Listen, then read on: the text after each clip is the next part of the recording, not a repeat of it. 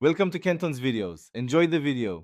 In this video, I will explain how to file for unemployment online in Maryland, step by step. First, ensure you have all your personal and employment details ready, including your social security number and past employer information.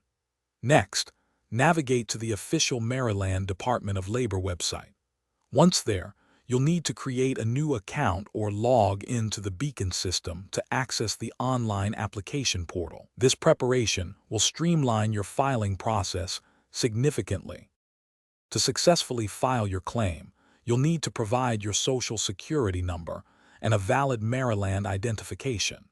Be prepared to list all employers you've worked for over the past 18 months, detailing your employment dates and the wages you earned from each.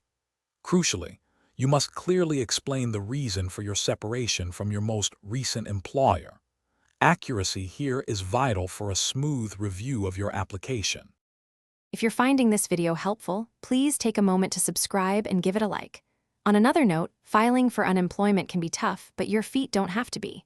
Life's too short for cheap socks. Go darn tough with a lifetime warranty. They are incredibly comfortable and durable. You can find a link for Darn Tough socks and other great deals in the description below. Now, let's get back to the video. As you progress through the online application, take your time to carefully review each section.